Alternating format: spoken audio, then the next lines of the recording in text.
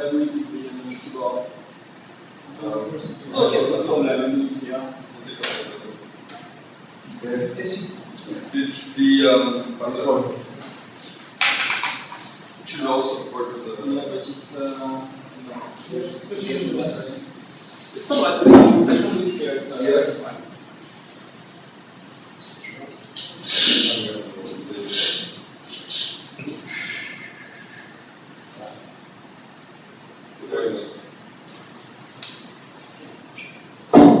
Thanks a lot.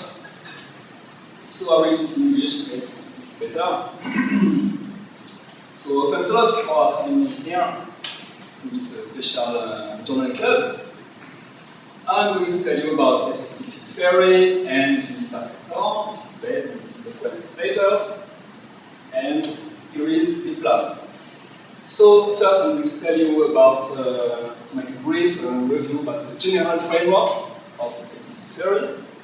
Then I'm going to introduce quickly the idea of the dark sector, apply ICTP-SAIFR to this. And then we are going to study a few interesting phenomena which can be ultimately used to probe the dark sector. So that's why the name is New Probes of the Dark Sector. Alright. Okay, so first of all, what is the general idea of EFT? Okay, so EFT is a local QFT, local quantific theory, that provides predictions within a finite domain of energies and distances. The key example I'm going to use throughout the talk is the low energy EFT. So the idea is pretty straightforward. Okay?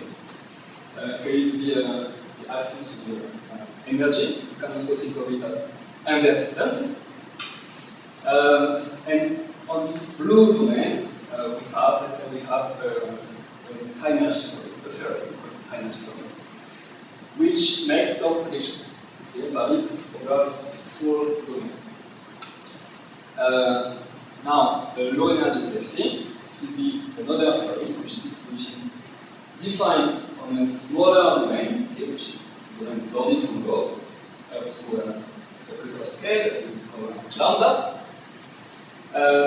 And below this scale, the two theories, the predictions of both theories match, okay, at least up to some well-controlled accuracy. Okay, so we have two theories which give recent predictions, and the point is that often it will be useful to use the low energy EFT instead of the full EFT. Okay, that's the idea. Why is it useful? One can distinguish two situations. So if the high energy theory is known and everything is computable mathematically, EFT is useful. It's useful as a tool to simplify computations. So good examples, the loop calculations in electric theory. Okay, the more you have loops, the more computations are complex, the more EFT becomes indispensable. Okay.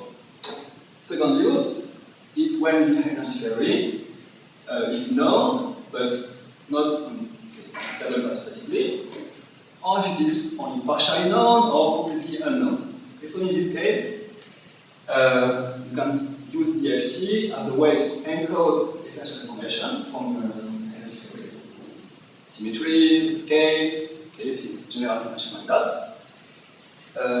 And you use it to provide predictions which will be based on a finite number of coefficients.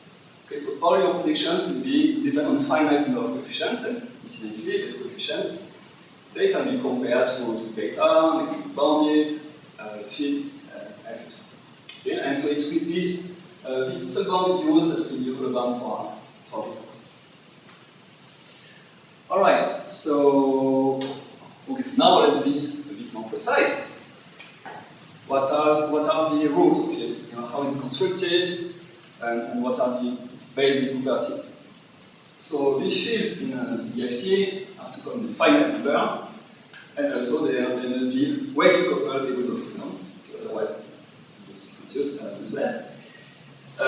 these fields, they can differ from the degrees of freedom of the high-energy theory. They can be the same, they can be almost the same, or they can be completely different. Okay, all cases happen.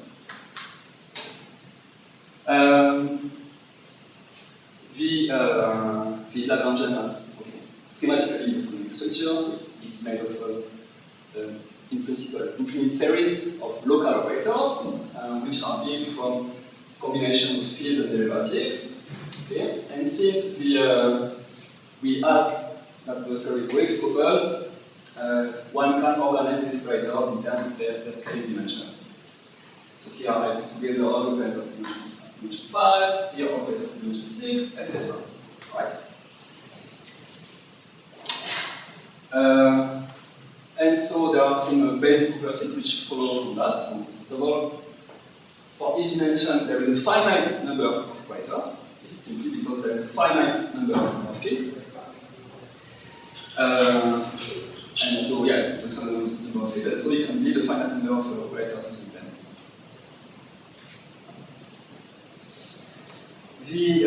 In practice, this series will be truncated. And this truncation controls the precision of the predictions of the EFT. Okay, so the more you add operators, the more your EFT will be able to make precise predictions. And finally, the truncated EFT is normalizable, okay?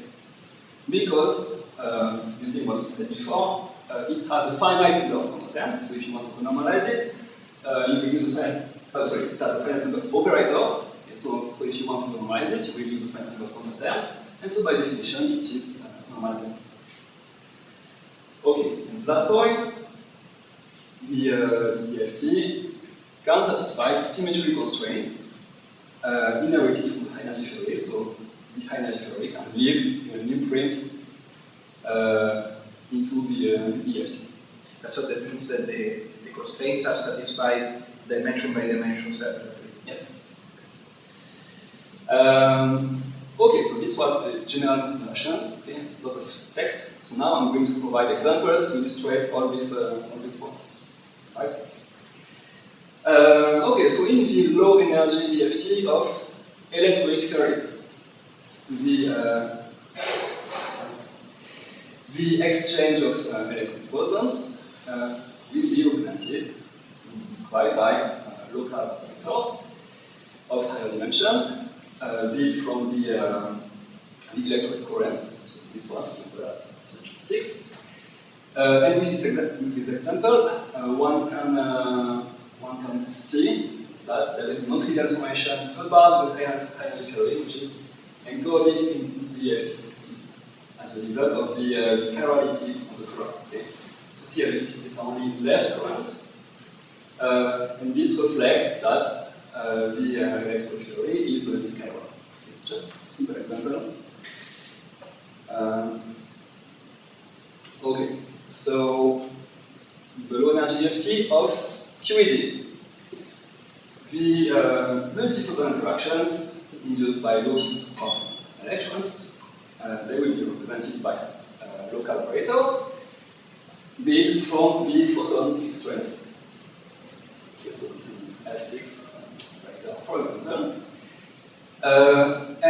So here we see that the symmetry of QED, so the U1 experience of the high-energy theory, remains manifestly in the EFT, okay? because the F's are invariant, so manifestly the symmetry of the high-energy theory remains in the EFT. Okay, continuing. In the low energy EFT of QCD, so below the confinement scale, below lambda specific. So in this case, it's a bit different. It's more radical because the degrees of freedom change completely. In QCD, we have fermions, okay, like quarks. While in the EFT, we have scalar degrees of freedom, pseudo-scalars actually. So that's this illustrates one first point. Second point is that the properties of the EFT are completely controlled by the by the structure or the spontaneous breaking of chiral symmetry. So there is a symmetry principle which controls all the interactions in the CFT. That's why it's called the chiral EFT. Okay?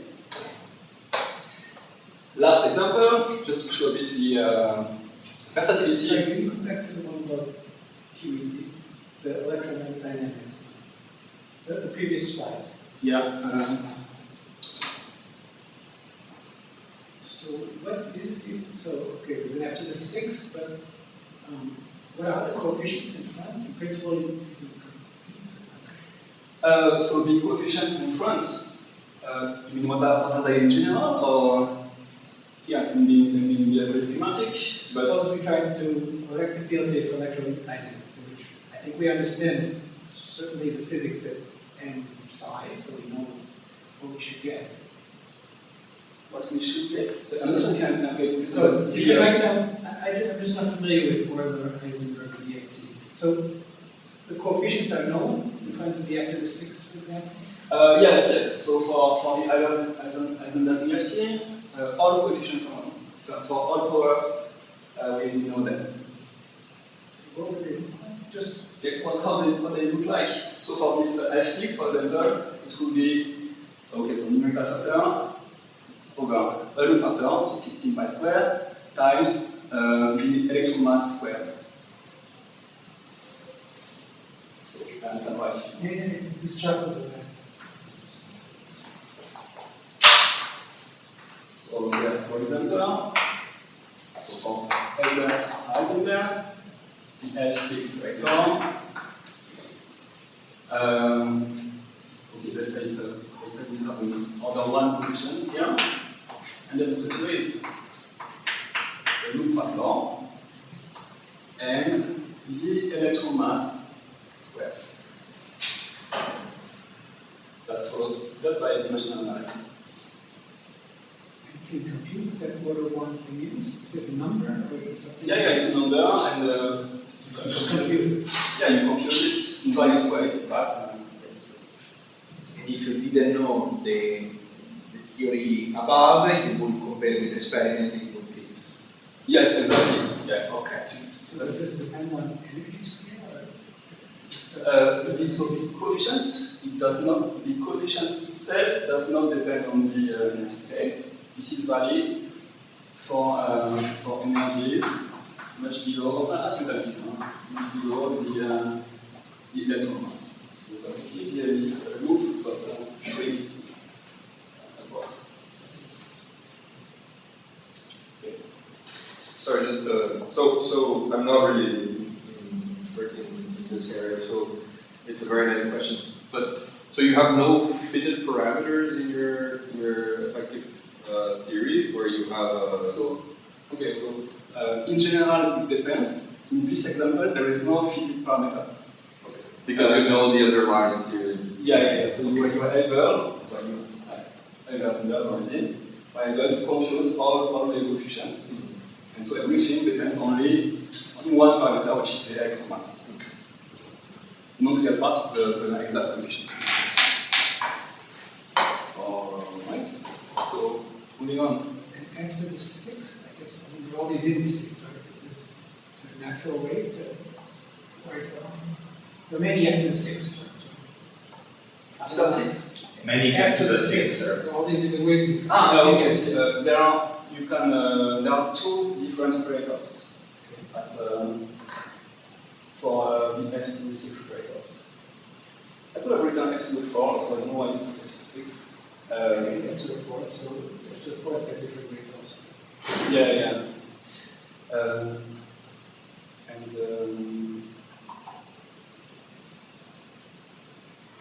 I made a mistake here. One notice I made a mistake for dimension. So, yeah, it's for it.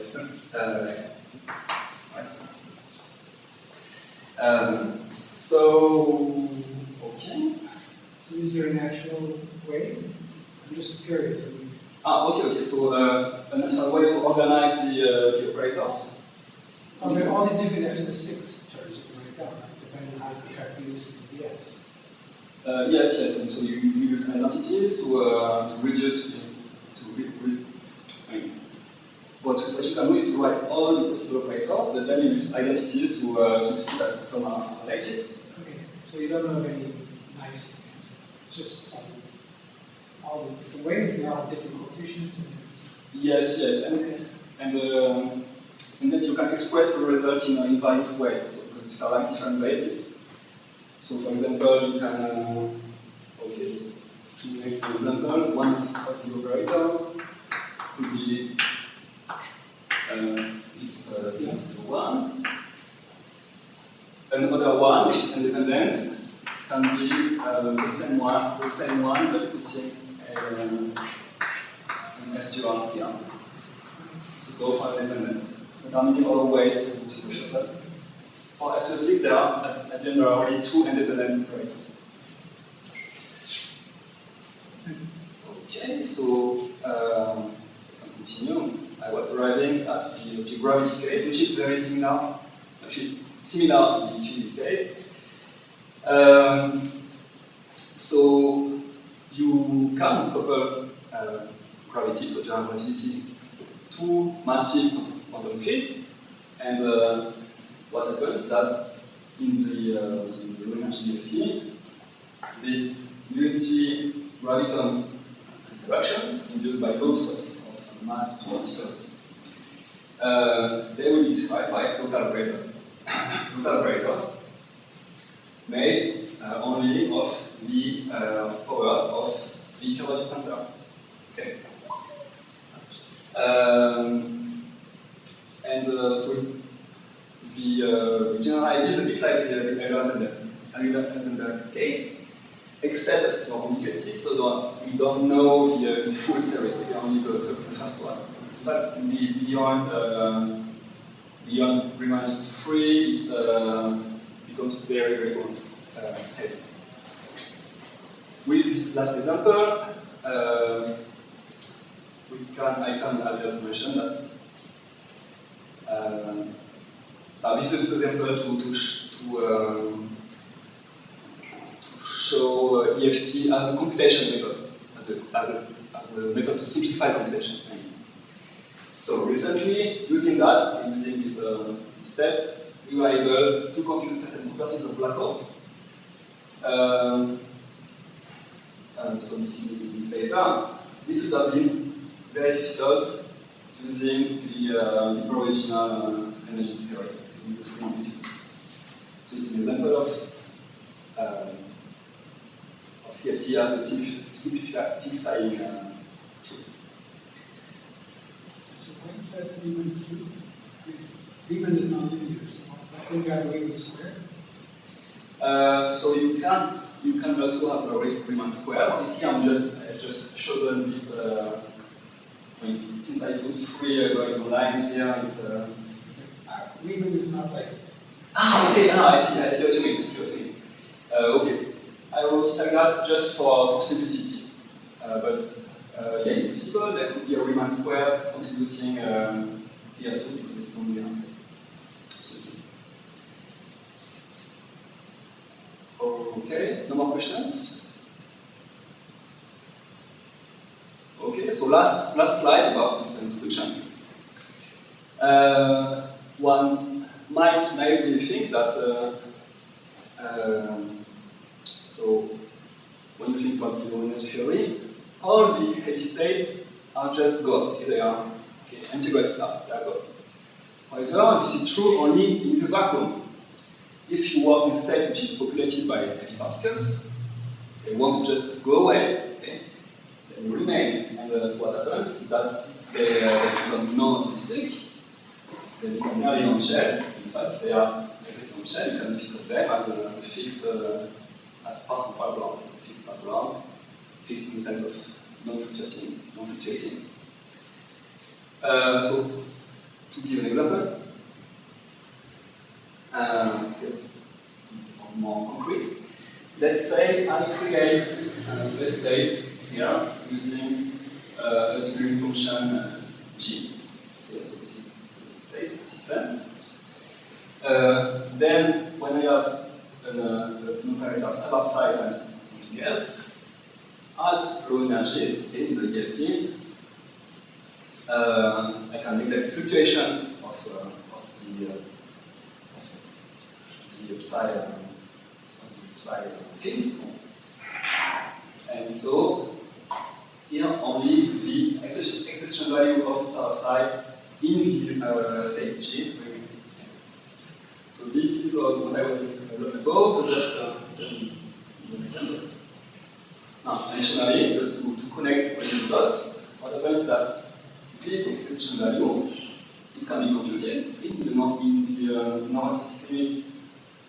So upside becomes essentially the number density. And so computing explicitly, one gets G squared, where G is the same function I define for the state.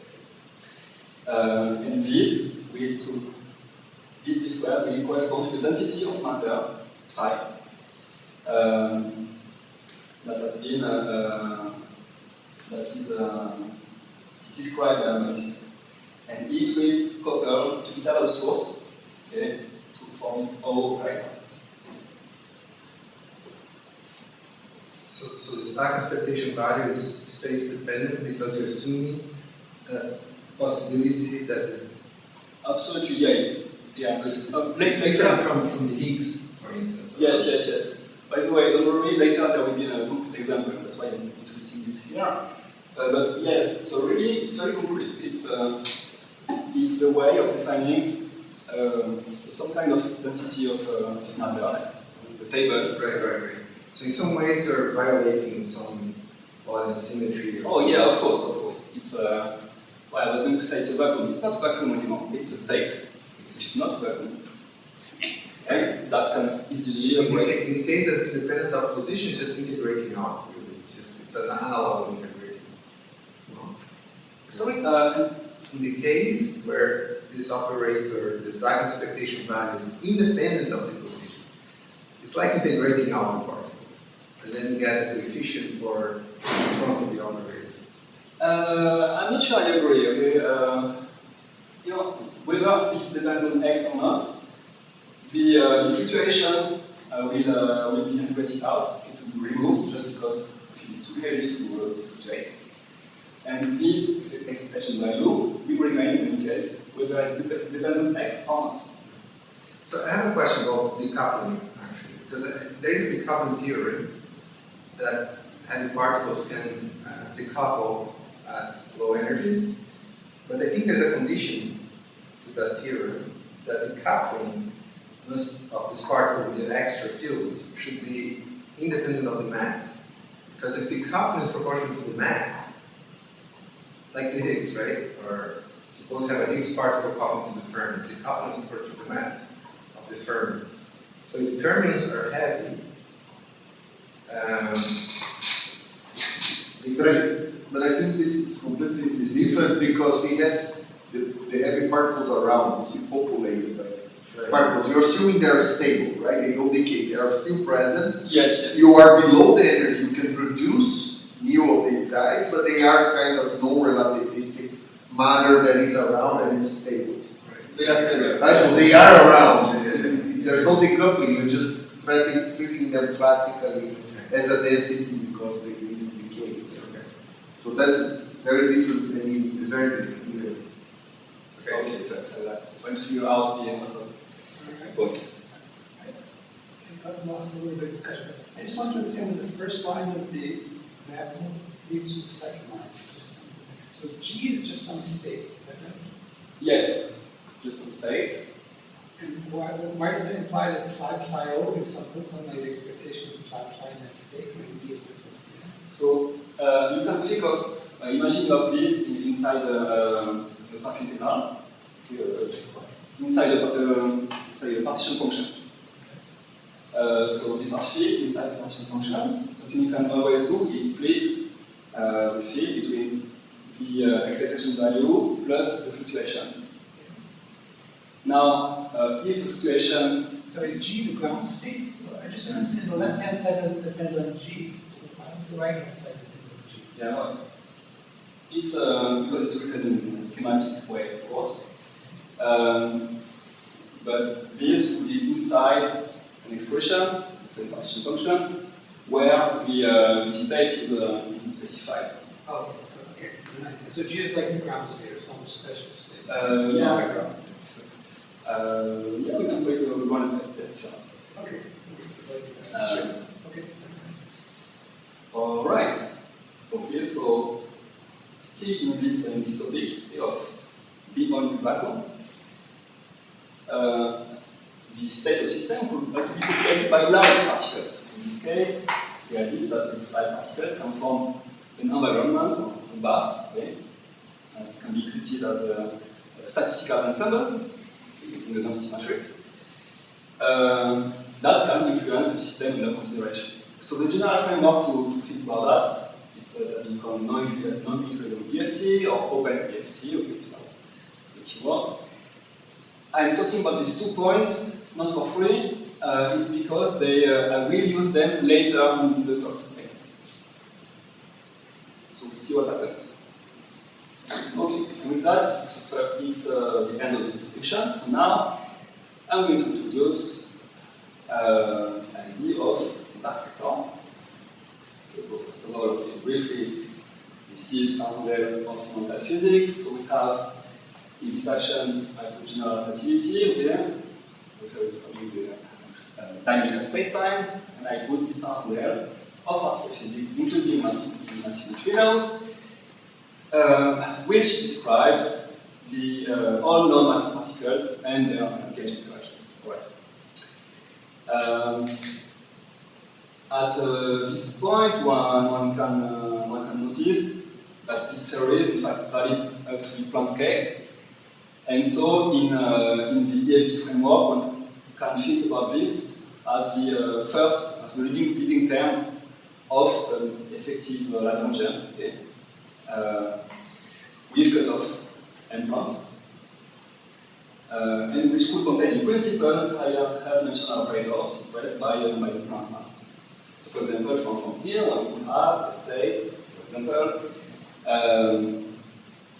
light balance actually, okay, but this will be suppressed by 1 m Planck to the 4th. So it is extremely small, so there is no hope whatsoever, so far at least, to observe this type of operators. Okay? Scale is just too huge to observe anything. So why did you choose a Planck to be your cutoff? I choose M Planck because one can check that the equation beyond M Planck will fail. I understand, but why couldn't it be less than It could be less than M Planck. Here I'm being schematic. Okay, I'm not covering all possibilities. So okay, let's say it's minimal. So maybe the cutoff is much lower, of course. So you're assuming that there is no new physics after the plan? Yeah, so it was going now. It was just the introduction. So now I was going to say, but there are hints that some physics beyond Stanford there remains to be discovered below the Planck scale. So it was just the first time. So what you're saying is that if you take only the standard model, they're normalizable, and there's no evidence that you need new physics. Yeah. From a theoretical point of view. So from theoretical point of view, you need new physics above the Planck scale. Yeah. But after the Planck scale, you don't need new physics, right? In principle. You mean below Planck scale? Yeah, below. Yeah, no, below in principle. That's the assumption in the first. Yes. Exactly. Below you don't need. So I was going to say, okay, there are hints, but these are only hints. Okay? These are not. It's no proof that there actually is something below Planck scale. Is your reason to T the flows of grand plan before? Why don't you have a term with just like one equal grand plan? Why do you need 4 powers of grand plan? Here, so first of all, this is just an example, so this is an F4 operator. This comes from an F4 operator, and so this is the coefficient in front of it will be M Planck to the 4th. I guess it's Oh no, it's n black squared missing there as well. Ah, The first terms. okay, no, it's not missing. Okay? Yeah, just for the sake of the explanation, I use different normalization to make the unscalar theory more intuitively inside the dimensional operators. Otherwise, it would be here, but then the explanation needs a bit more. It becomes a bit less easy. So you mean that would be an r squared or n plan form, is that? R squared, I mean here. So that's an r, and then the next term you would say it would be an r squared or n plan form? Ah, yes. And you r cube over n to, I think it's r4. R squared or n plan r squared? Well, if the first term is, well, I don't know. But yeah, the dimension is different, so it gets me confused. So yes, just really rescaling. All right, so there are hints in principle, and so if we think about one way. Are you going to talk about the hints? If you want, but I just keep this part. And if someone is curious, I can speak. If someone is curious, I can say it. Otherwise, we will just move on. As you want. Just move on. Schematically, if you schematic structure of this physics beyond there. Be something like that. So you have the Lagrangian describing dynamics of this DSM physics. We're going to assume it contains a mass scale M, and we're going to assume a direct interaction between the two sectors. Okay.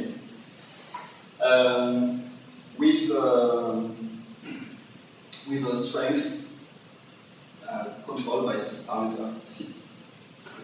So we have two parameters. Okay? We have the mass scale M and the coefficient C. Sorry, super naive question. In this expression, G and then R are dynamical fields, right? So you are integrating, let's say, the integral is also over there, right? You're not in a fixed background.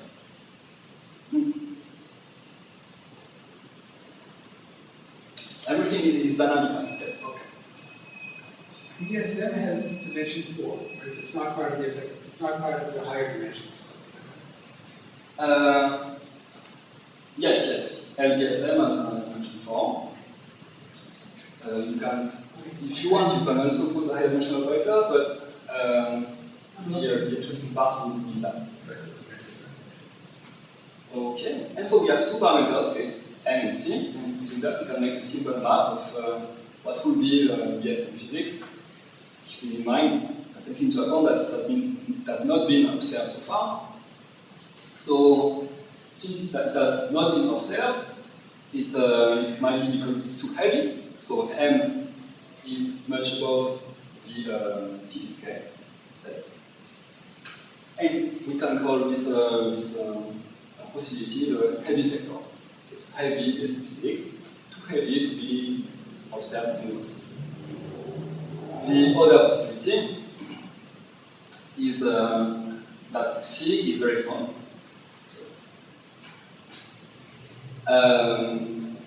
And so the coupling between sample and DSM physics is too small, so we are not able to see it. In this case, the mass scale can be much lower, it can even be 0. So one can call this possibility hidden sector.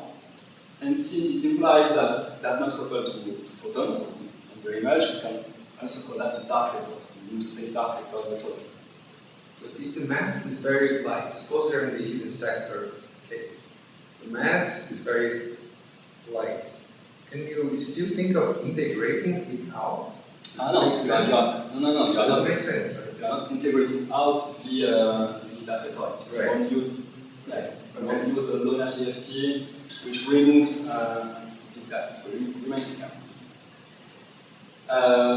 So, okay, so continuing along this, this direction, okay, so we have a little small classification here. My focus will be on the dark sector, and at a given scale, you can wonder if it is strong coupled. Yes? I have a very stupid question. Just dark sector, you mean like dark matter, is it? No. Oh, sorry. Okay. So there you go.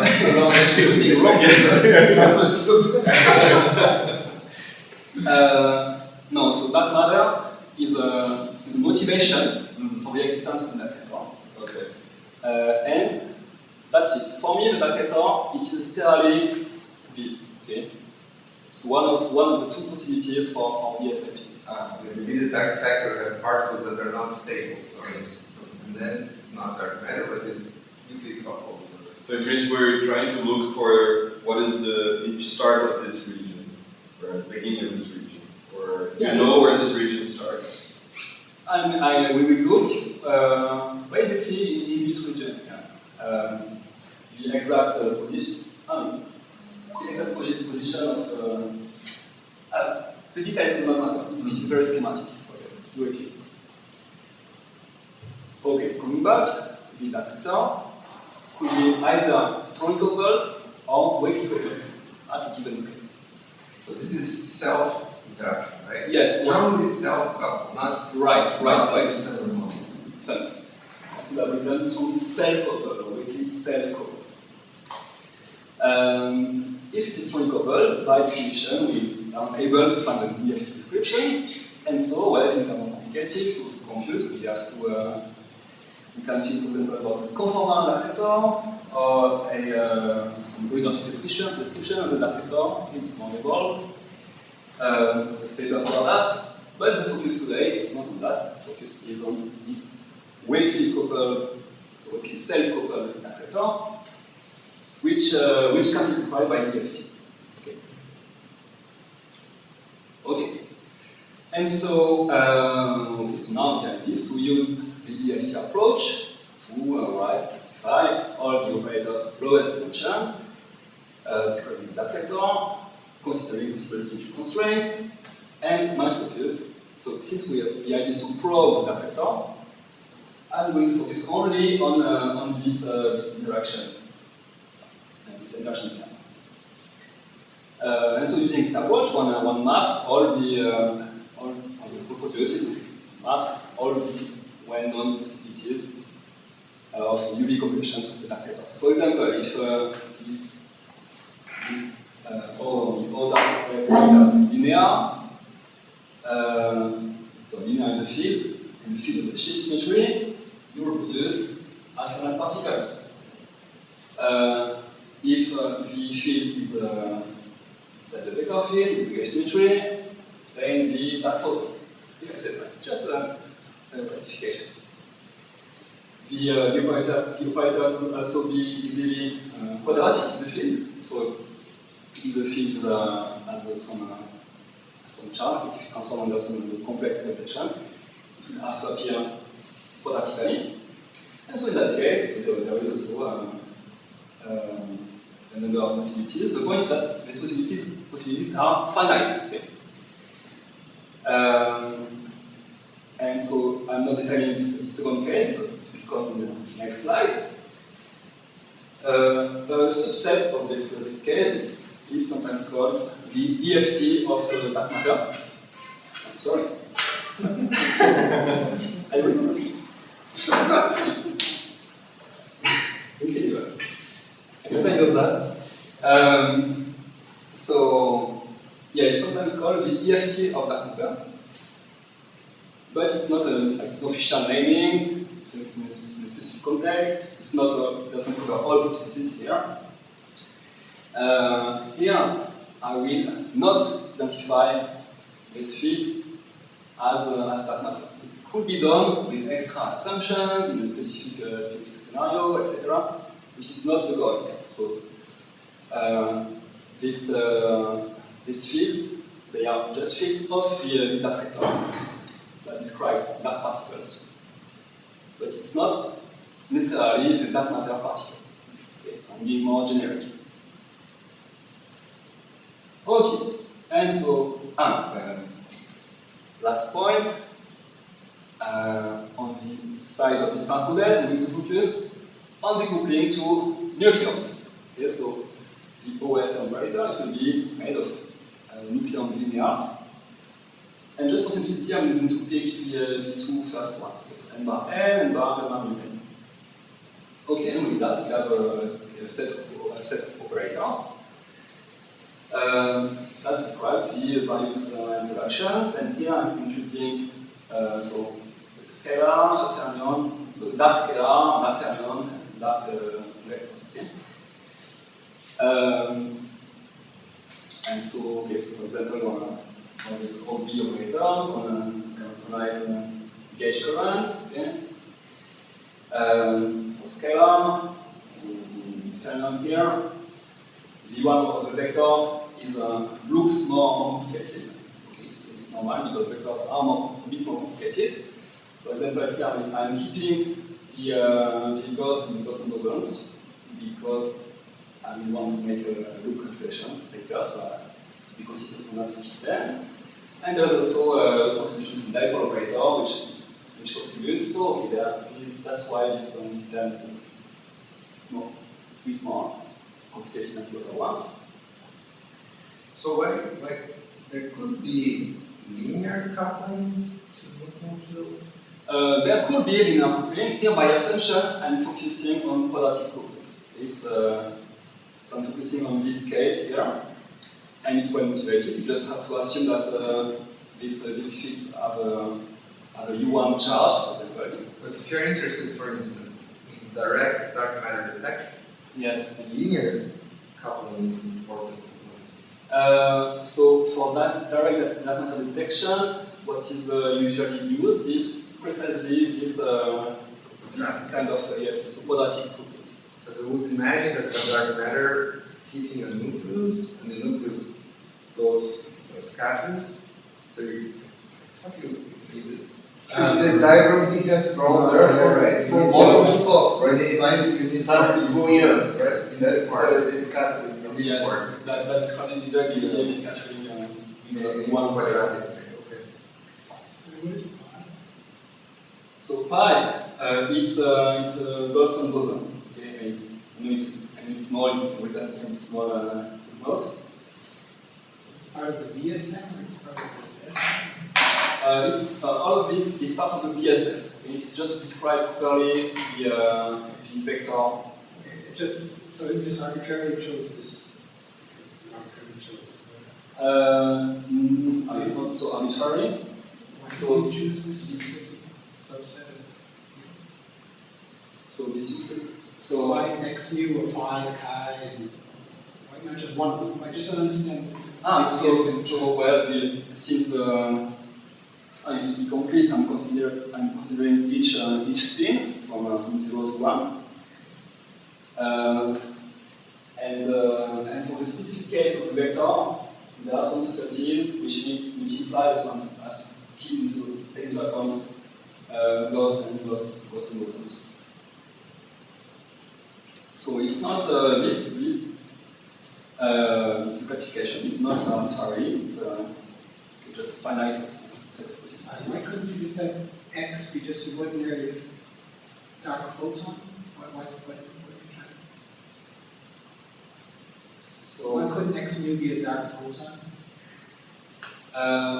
So here I'm requiring quadratic coupling. So it could also have a linear coupling. Okay? What we call dark photon usually it's like the normal photon, so you have a linear coupling to photons. Everything is quadratic. All right, and with this, so last thing important, the cutoff. So in principle, the cutoff will be the minimum of these two scales, the lambda which appears here, and the nuclear mass. In practice, what we are interested in is the lambda much larger than GV. So in the following, the cutoff will be the nuclear mass. Okay? So we are interested into sub-GV parameters. So these are very light particles, but you don't see them because they're super weakly coupled. Yes.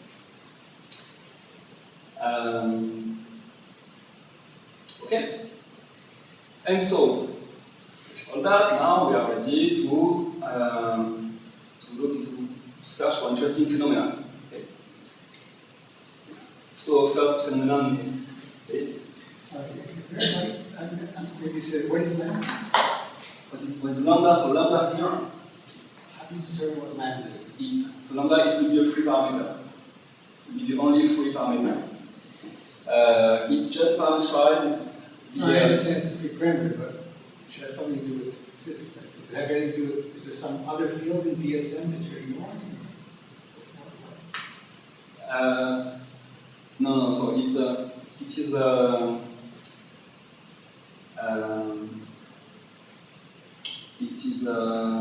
here it is just a scale that I'm using for the coefficients. If and in this EFT approach, that's it. I'm not doing assumptions about heavier fields. But if this comes from integrating out some heavy, let's say some heavy mediator, the mediator mass will be lambda.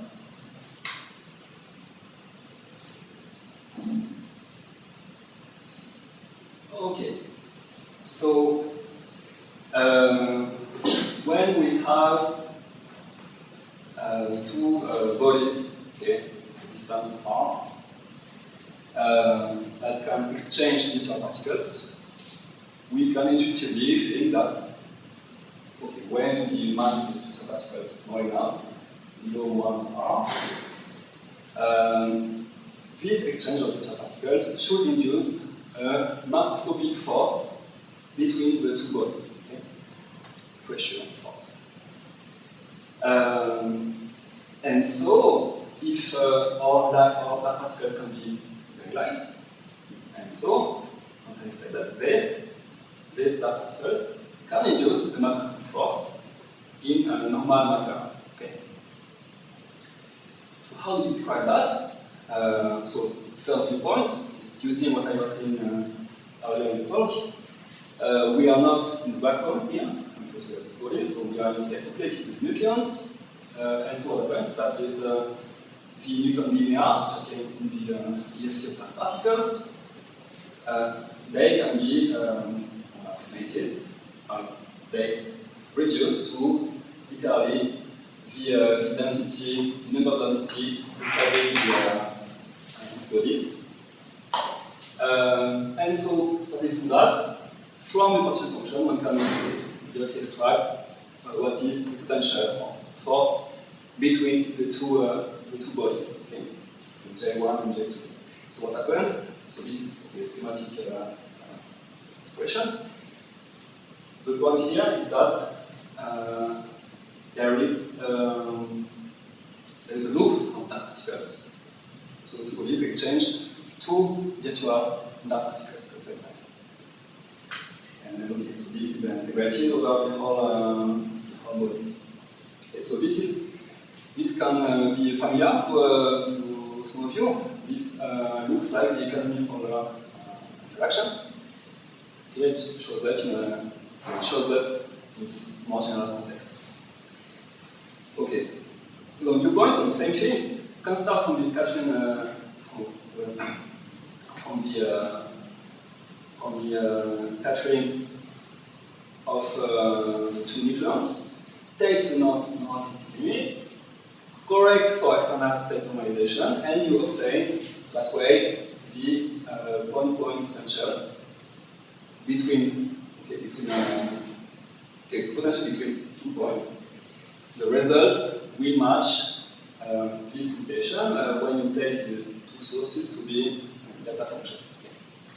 Is that why you're not assuming this is dark matter? Are you going to make it so light that it will be hot dark matter somehow? So I'm going to discuss this a bit later, but here in this part, I'm assuming it's not dark matter because I don't need to. So the bonds I'm going to obtain are completely independent of whether the dark particle is dark matter or not. Because it's, the particles are virtual. They just have to exist. So the bounds is from Yalta-Schleich experiment, The bonds are coming, so you will see a plot, and there are values there. But that means they need to be really light. Oh, it depends. If the particles are like this, then you have to just like meter. And then what's the matter? There's the Okay, so continuing, I'm skipping computations. Okay, here is just to give a sample of results for these three first operators. Okay, calling the scalar and dark field. So the exact formulas look like that. The k is a Bessel k. It's a Bessel function. At low distances, the forces will behave as, so in this case, minus 1/3, plus 1/5, minus 1/7. At large distances, there will be some universal exponential expression, but the details also changes. So you have R to 5 half, R to 7 half, R to 5 half. Okay, so there's some kind of pattern which is not so clear. It's mysterious. But we are able to explain all these features. So we can just briefly. So for fermions, for fermionic couplings. I'm going to tell you now. And is that the reason? So, for example, so assuming this genetic interaction, what happens is that when about the sign of the potential. So when it depends only on the nuclear operator. So when it is n bar n, the force is always attractive, no matter the spin of the particle which is exchanged. Okay? And when the operator is n bar n over n, it's always repulsive, no matter the spin of the operator. Can you explain that? Can you explain? So, to explain that, we use basically the optical theory. We skip it.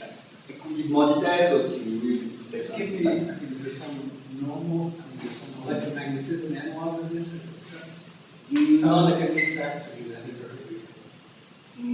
So, the analog, there is no direct, in the electromagnetism case, it would be when the photon couples to n bar gamma mu n, and so that's why two charges repel each other, basically.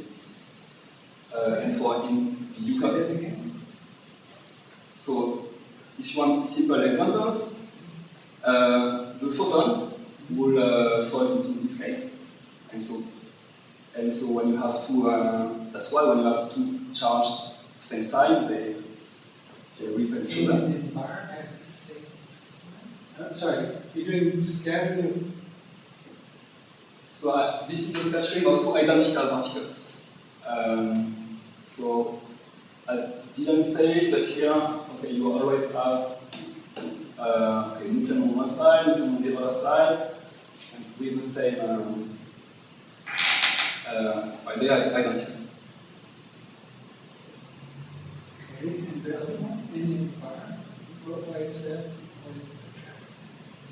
So, first, there's a simple example in the Yukawa interaction. In the Yukawa case, so you have a scalar which covers n bar n, and that will give something always attractive. And there is a way to show this. It involves, okay, to explain it, I will have to go more into. Check for electromagnetism. Okay. And so the other features can also be explained in some way. Okay. I'm just showing this slide to make clear that we are able to explain this Okay, this kind of patterns. Okay, so moving on now. Sorry, the environment charge with respect to this one. So electromagnetic is clear charge, right? Given in the environment. Right. In this case, it's not, right? It's something else. So in this case, instead of a charge, you have the effective coupling that is described by the EFT. Okay. Okay, so now from the side, so okay, we have these forces between bodies of ordinary matter. So there should be a way to test them, to observe them, or rule out their resistance. So how can we do that? Well, there is a set of measurements and data and specialized experiments to look for this kind of forces. So I call that FIFO searches, it's just a generic name. The focus here is only on the first operator, simplest one, okay, n bar n phi squared. It's an important one because axion-like particles do have this coupling to neutrons. It's a particularly relevant one. And so we have a broad landscape of experimental bounds. The yellow part is excluded. Here, so in the x-axis is the mass of the particle, and on the y-axis is 1 over lambda, the strength of the coupling. So on this side we have a large-scale experiment, so they go up to the meter, centimeter, meter, and that. And on the other side we go down to the picometer and scale. You can think about molecules. And so, okay, so I'm not detailing the experiments. Okay, I will just say that these ones, for example, these are typically torsion balance experiments. And so we can see that we arrive to, so if that particle is light enough, we arrive to a fairly low scale, 10 minus, okay, 10 to minus 6 lambda, so correspond to 10 to 6, let's say 1000 TeV, it's pretty good. And the nice thing is that it is completely generic. Okay? So there's no assumption about dark matter or stuff like that. Alright. I have no idea about the experiments, but earth wash is earth first type or? Yes, okay. More. Okay. Yes. It's an evolved version, various evolved version of it. This is before the satellite results. STEP is the name of the satellite? The satellite is coming later in the next part of the talk. I keep it as a surprise. So that's it for this first kind of phenomenon. So next one. Okay, so let's start again with the diagram I was showing. We have two bodies exchanging two virtual particles. So now let's imagine that this system is in a bath. Is there a basic reason why the exchange is not a two-level exchange? Why is it? Yeah, it's by assumption. By assumption, the coupling here is only quadratic. Did not consider the linear elements. Why is Different amount. aren't you tuning? No, you can just consider that you have some symmetry which forbids the linear coupling. You can imagine there is some dark charge, for example, that will make these dark particles appear in pairs. Okay, so going back here, I put this system in an environment, in a bath, populated with dark particles, real dark particles, which are flying around. And so if you think a little bit about this picture, you can start to wonder if maybe instead of having two virtual lines, it would be possible that one real particle enters here, and the another one gets somehow rejected or appear on the other side. something like that. So in principle, if this happens, if this makes sense, this should produce an extra contribution to the force related to this environment. But now you have to assume it's dark matter, right? Now you have to make more assumptions. It might be dark matter, or you will see. It doesn't have to be dark matter, but it has to be some. Well, at least some significant part of dark matter should be made of this. Otherwise, the density would be too low. Or can these have an effect that's super low? So they can be, but you will see. But they can also be hot relics. So it doesn't have to be cold dark matter, cold relics. They can also be hot. So it's a bit more. So then it cannot be a big percentage of all dark matter, right? Otherwise, it would screw up structure deformation. Yeah. I will comment about that in a few slides. Okay. I think he calls them dark particles as opposed to dark matter, right? Yeah, but if they're there, they have a gravitational force, right? And you need a minimum density to see an effect. So they will contribute to what we see. They will contribute to some. To some percentage. They contribute to something. It can be dark matter, can also be dark radiation. They are hot. Okay. Yes, of course, they contribute to something. So how to compute this effect I was kind of describing? Well, a well-defined way to do this is in terms of the modification to the propagator. So I call that propagator of finite density, but just a name. This kind of effect, in general, is computed in non-equilibrium QFT. Non-equilibrium QFT. This rho here, it's meant to be the density matrix of the environment. So the general formalism for that, so we're using the general functional formalism, is a bit cumbersome. And for this case, in fact, it's not really needed. We found a nice method just based on canonical computation. I'm going to skip the details. Yeah, it's a bit long, but we can discuss about them afterwards if someone's interested. So I'm going to skip on that. Sorry, Barbosa is your PhD student? Yes. So he was my master student, in fact, when we did this. Now he's my PhD student. Okay, and so here is the upshot. So the propagator gets modified, it gets an extra contribution. This is the usual Feynman propagator in vacuum.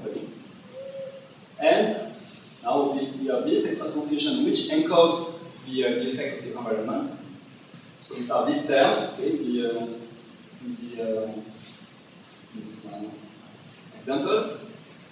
You can see that there is a delta which ensures that the particles are on-shaped. That's very intuitive. And then what happens, what appears, these are the F's here, which are the familiar phase-space distribution function, which counts the occupation number in phase space. So the same distribution function which appears in cosmology, in statistical physics. So you're assuming Fermi Dirac or those understandings? So far, the point is, so far I'm assuming nothing. Yes. Because we are working in a generic way, like non-equilibrium. So this F is just F. Yeah. So it's a solution to Boltzmann equation. Yeah, we don't need that. And this F is defined just using. I can show it quickly. Defined like that. Yeah. It's literally so the sum of the expectation value of the occupation numbers and the average of the ensemble. Okay. So what's the occupation number? So the way it's done here,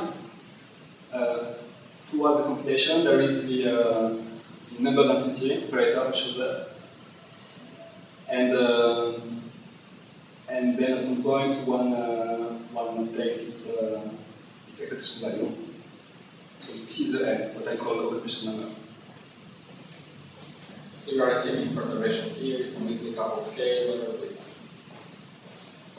I'm assuming. I'm not assuming too much here.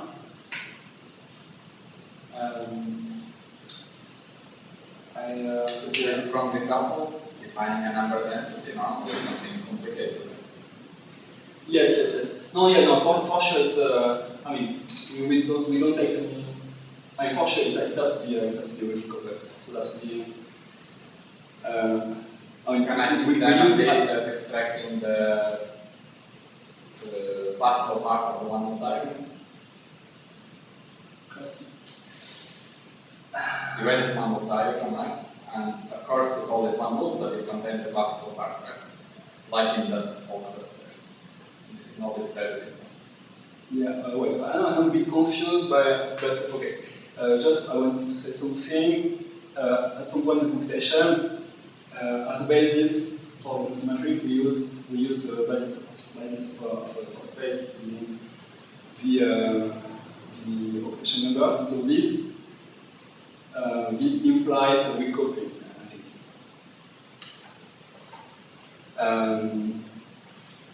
About the classical thing you were saying, so I think we are arriving to it now. So the point is the following. So we have this modified propagator, and I'm going to put it in our diagram, in our bubble diagram. And so this is the visual contribution. We call it quantum contribution or vacuum contribution. And here you get an extra contribution which depends on the background. This is what we call the background induced force.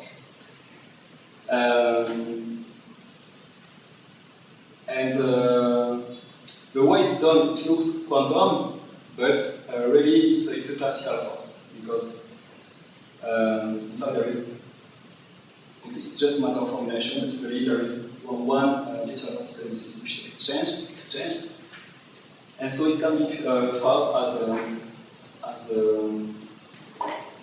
a classical effect. Okay, so in principle the computations are a bit more difficult because this F is not defined, it's arbitrary. But we find a nice behavior at short distances. So here I'm going to assume, to simplify, an isotropic distribution for the distribution function. I'm going to assume that F has a physical cutoff beyond which it drops quickly. So this is a very physical, this is what happens. Can think of this mu as a temperature, for example. So this distribution function drops above a certain temperature. I'm also defining the moment F, and so here is a sample of results, always for the same three operators. What happens is that in all cases, at small distances, the force behaves as -1/r. Okay, in all cases, it is free, but for all the other operators. So that's surprising.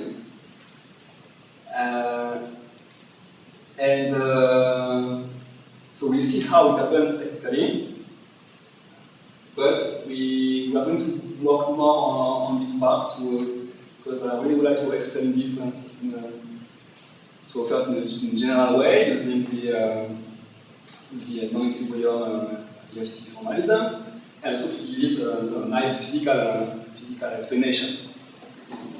Sorry, can you go back one slide to see where is the density entering there, right? It should go, this effect should disappear as the density goes to 0, right? Very good. So the density, you see, I define here the moments of the distribution and also the number density, which is just the integral of f. So both of those go to 0 together if you get rid of this density, right? Oh yeah. So if you get rid of the density, all of this goes to 0 because n goes to 0 and all of this goes to 0.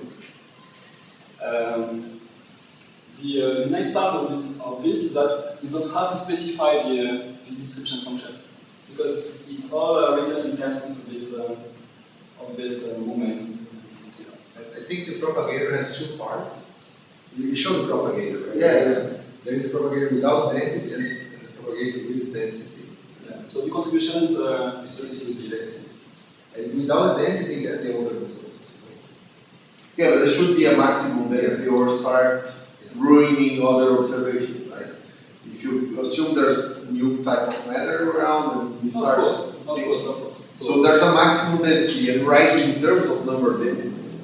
But the number density is easier to relate, right? So this n on the right column, is it really number density that we're used to? Yeah, it's spatial number density that you volume. that you use in cosmology, for example. Okay, so that one is easy to put a unit. Yeah, but I'm going to this now. It will be easier to. Can you say that they have output signs, the first and second, you have vector and scale? Go to the previous slide. You mean here? Just go to the slide before the last one. Before the last. The same one I was asking about the density. And then bar versus n gamma mu n. Yeah. There was, They're the same sign now. That confused me Did you as say well. that did you say that they have opposite sign and one is attractive and one is repulsive? Now they are all attractive. So this is just the background, but you maybe the quantum is. I see. So this is only the contribution from this part. And the other one I already explained it earlier. And They change the sign? So well, sometimes yes. You say it's always negative. So this is at short distances, but generally we'll see later. But I think it's negative all the time. Yes. We will see. So it's short, but we can still trust the EFT. Yes.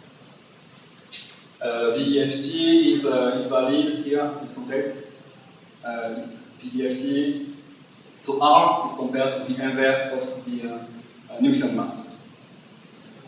So it's much smaller than 1 over mu, but much bigger than 1 over the nucleon mass. Yes. There's no problem with the EFT validity. Okay, so we find this a nice universal behavior, but we don't have a deep, yet a deep explanation for it. Now you say it's always minus 1 over r. Yes. I thought you said before it could be either minus or plus. Now you said you add these extra terms, it's always minus. That term versus quantum different for some reason. Yeah. So this is only the background contribution, and this one does not change. Whatever dimension of the operator, for example, does not change. It's always 1 over r. Yeah, go back one slide. So the one that was repulsive sometimes and attractive some others is the first loop there, the point part. That one is fixed based by Lorentz structure. Yes. Right? So if it's neutral exchanging something, right? This something needs to be a Lorentz scalar. And it's the same as a Yukawa interaction, right? If you're exchanging a scalar, it's attractive. If it's neutral, gamma mu neutral, exchanging something, that something needs to be a vector, and that is like a photon, right? And again, that can be attractive or repulsive, but it's repulsive if both of them are particles, and it's not particle like particles, it's always repulsive. So the first part is set by Lorentz invariance. The second part, the second part there's a medium. Lorentz invariance goes out of the window. So there's nothing anymore fixing that it should be attractive or repulsive. You got to put a density and there's not any Lorentz invariant anymore. It's very hard to have any intuition about the second part with the presence of a background. Right? This is the effective interaction that you have in solid state matter, right? Very hard to predict it will be attractive or not, depending on the parameters of the system. Right? And he basically calculated it. It turns out that in this case it's attractive, right, for a particular range. But he obtained that for all operators. Yeah, but it's always in the same kind of regime, right? It's hard the operators only differ by Lorentz structure. Okay. And Lorentz invariant is gone, right? So it's very hard to have an intuition there. Just pointing out that in the previous case, you couldn't No, the previous understand. case, I was backwards. In this case, his claim is always negative. Well, you tested 3 cases, right? And you calculated. It might be. So first of all, yeah, it's not only 3 cases, it's You tested the whole thing. Yeah. So it's like 20 cases. Yes, so always have that, and there is a way to see in the formulas why this happens. Okay. But it lacks still lacks some like more general framework to really describe it. But it's pretty universal, I think. So if it's that's universal, there should be some kind of symmetry behind it, right? Yeah. Well, what happens? Okay. I didn't want to. Okay. What happens is that at small distances there is a notion of coherence. So one can more or less interpret what happens in terms of the particles from above. They contribute in a coherent way somehow, and so they behave a bit like a condensate, but only at small distances. And the condensate it will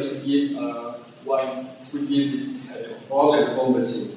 Yeah. So somehow it's like an effective condensate which shows up at effective condensate behavior which shows up at small distances. Like those I mean, like fine. Boson. Like a classical field, if you want, like Yeah. phi. But I didn't want to go too much into that because it's something we have to work on. Okay, so we move on. That was one general property. Another one that you can just check by computation, it's not very difficult, is that so this one for long distance. So if the distribution function is Boltzmann suppressed, meaning it has function minus energy T, which happens for thermal equilibrium, then the long distance behavior is automatically exponentially suppressed like that, just like for the vacuum contribution. Okay, this is just what happens. Okay, we have a deeper explanation for the two behave the same. But this is only for thermal equilibrium. And so, thinking about that, one can wonder if beyond equilibrium, one could avoid this exponential suppression, which would be very interesting in order to test these particles. Because then you can use a larger scale experiment because the force has a larger range. So we focus on non-equilibrium distributions, which is the kind of thing which happens in the history of the universe. So finally, you are asking for this kind of examples. If you think of relics, that they couple at some point during the history of the universe, but while they were relativistic, just like neutrinos. What happens is that there are solutions like that. It looks like Einstein or Dirac, but here the dependence is only the momentum. There is no mass. There is no energy. It's only the modulus of momentum. So this is essentially what happens for neutrino. In this case, the results look like that. So at small distance, you will always get this universal behavior. But now at long distance, there is no exponential suppression. So in this case, we get this non-trivial pattern with 1 over R square, 1 over 5, 1 over 6, all attractive. For large, this was for small masses. For large masses, same story, it's also non-trivial. So here, for some reason, it's all behaves as 1 over R3, okay, in all these cases. Maybe for all operators, it behaves like that. So it's one more pattern, that I would like to explain. Sorry, I'm confused. First, you're saying that this is not the distribution one, but this is the equilibrium distribution, right? Family rack or. So the point here, but the point is the argument here, the function. If it was equilibrium, it would be energy, while here it's only the modulus of momentum. So even the particle's mass, you still assume this is the distribution. Yeah, so because this is what happens. This is neutrino, right? Yeah, so what happens after the coupling, the distribution remains essentially frozen. And so it remains like that even when the neutrinos or the particles become non-relativistic. Okay, so it's kind of subtle behavior. What is G? Oh, right. It doesn't matter. It's just to count the number of degrees of freedom. It depends on each case. For scalar, charge scalar, it's 2, for example. Okay. And so it's interesting because we have these forces have larger range than what you would maybe expect.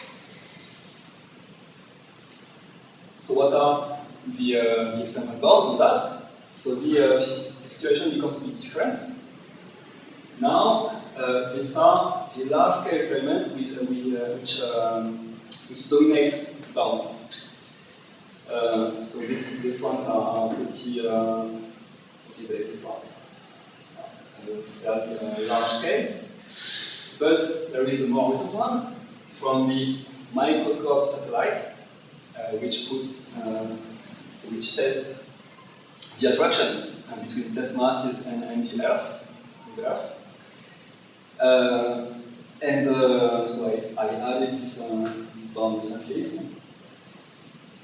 and so we reached quite interesting bounds. So here, quite interesting values. Here we reached almost 10 to minus 9 for 1 GeV. So it's 10 to the 6 GeV for lambda. The LHC will be unable to reach this kind of scales. By the way, the microscope experiment is French. Okay? So we beat one satellite. We beat all these American experiments. And Philippe Brax is the expert in this. Yes.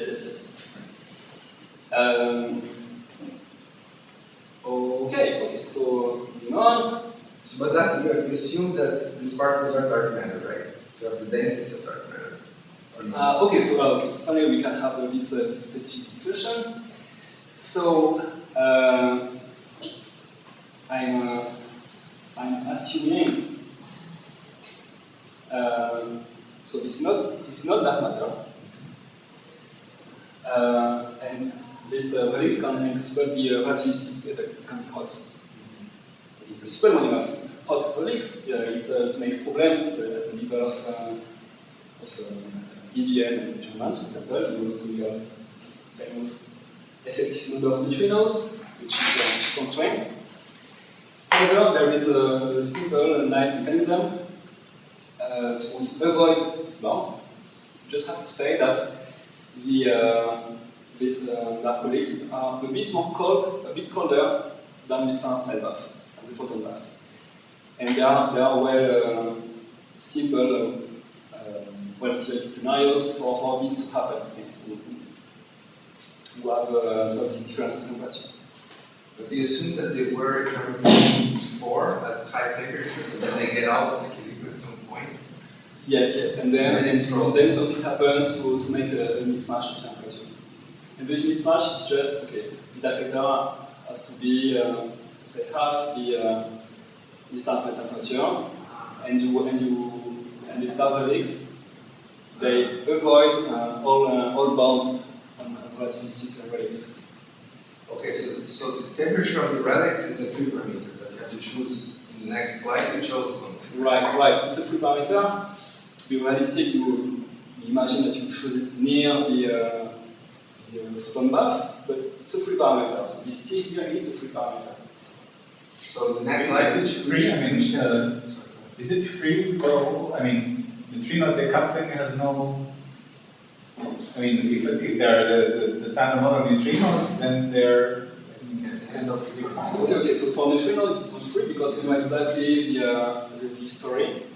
Yeah. So we get that it's a bit colder, slightly colder, but not too much. But there are other mechanisms which can make that data much colder. Yeah, but beyond the standard one. Beyond standard model, yes. You can have some long-lived particles which inject entropy in the sample path, stories like that. Okay, so you can see we have nice bounds for pretty light particles. In this part of the talk, we have very specific models for dark matter, right? It's different from the first part. Here we have some dark matter particle which is free, and I just have some roughly free dark matter particle mass m coupled with this couple.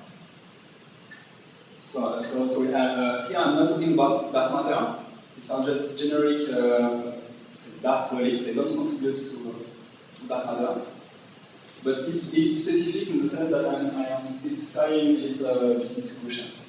So it's less generic than the first part of the talk. So that's So the density is also free, right? The density is free and it's determined by the distribution function. So the next part you need to fix the temperature. Yes. You only need So to. which temperature did you choose? We choose.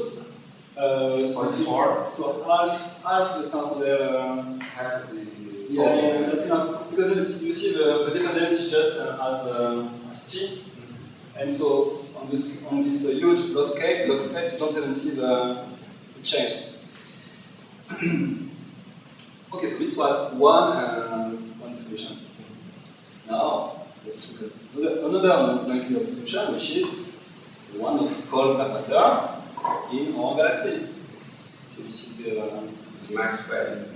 yeah, it's Maxwellian, so it's called the standard Hall model. The only potential here is exponential.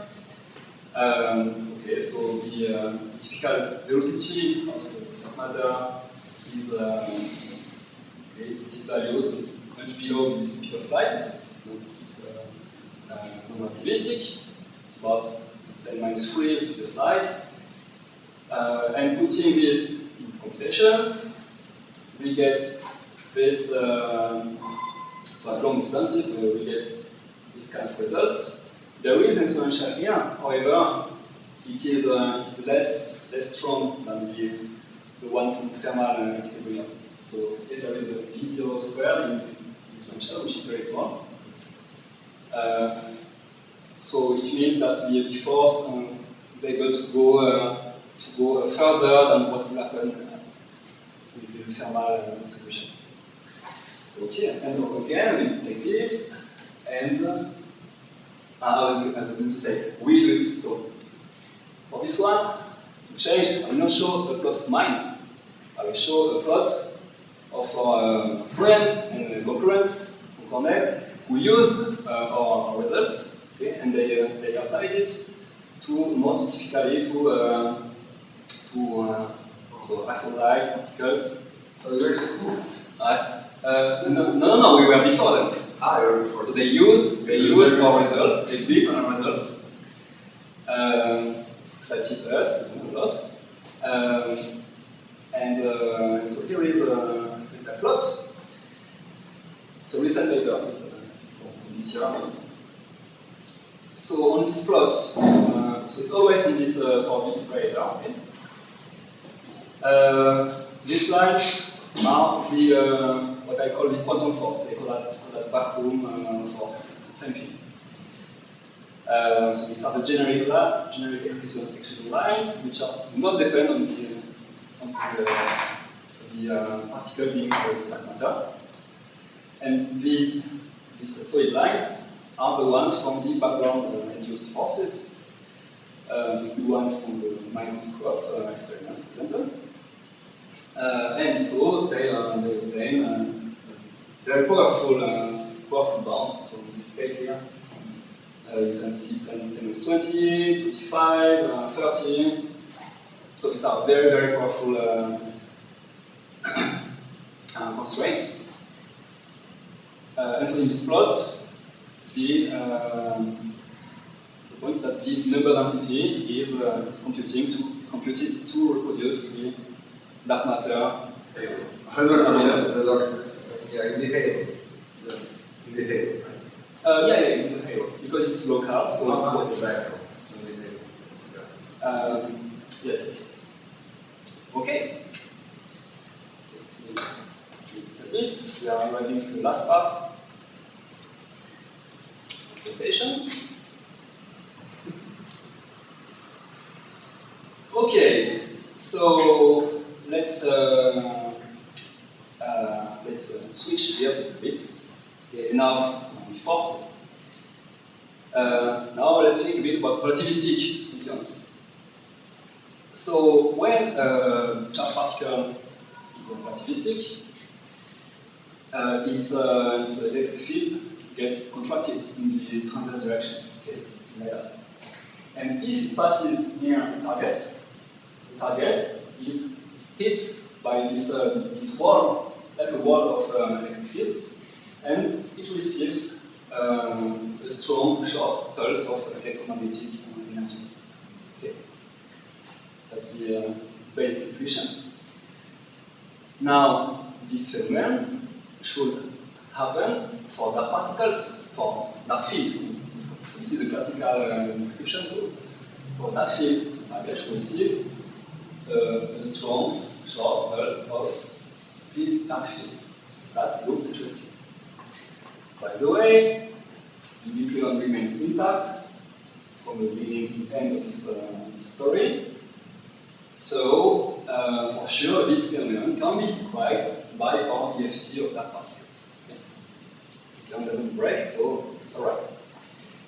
So they have a particle distribution function of these dark particles inside the nucleon. Yes. So we will arrive to this very soon. First, let's stay in the classical picture. So, okay, with this in mind, now what happens when two relativistic particles cross each other? Well, their electric fields will hit each other, and this is what is called a photon collision.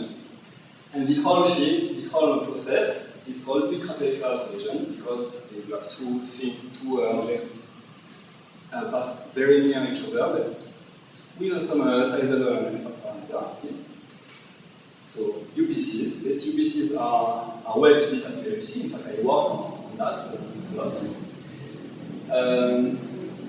So by definition, the proton or the ions, so this can be protons or ions, they remain intact. And why using ions? Because the cross-section, total cross-section, gets strongly dependent. It gets enhanced by Z2-4, Z being the atomic weight of the particle. Okay, so this is for charged particles. Again, the same should happen for the dark fields. So you should have collisions of dark particles in this kind of processes. And again, since the proton and ion remain intact in the process, this should be described using the EFT of dark particles. So that's within our the framework we are studying today. Okay, and so you could also have dark particle collision with photons. Okay, so all this it's a classical description, but of course there is the QFT view of all this. So in QFT, you have to think in terms of the collinear emission of photon from the charged particles. So we have the charged particle here. The interesting regime is when the photon is emitted near collinearly. So in this limit, there is strong enhancement. And also the photon is quasi-real, and what happens is that the cross-section can be written in a factorized way. So the cross-section of proton with the target will be cross-section of the photon with the target, times a distribution, a convoluted distribution. This distribution, you can call it, so in this context, it's called photon flux. But in fact, it is literally a PDF. Okay?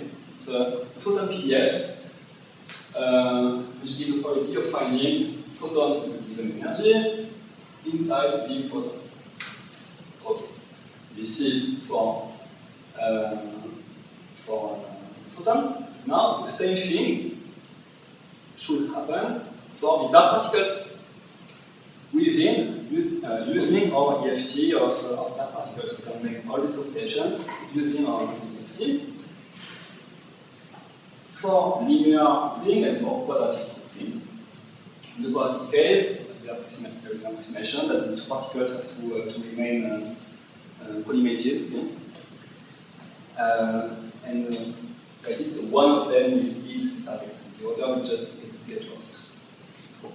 Okay. And so the task is to compute this dark particle flux, PDF if you want. Right? So very briefly, yeah. Okay, so the PDF depends on one parameter. It's the fraction of energy carried by the dark particle. Okay, just very briefly,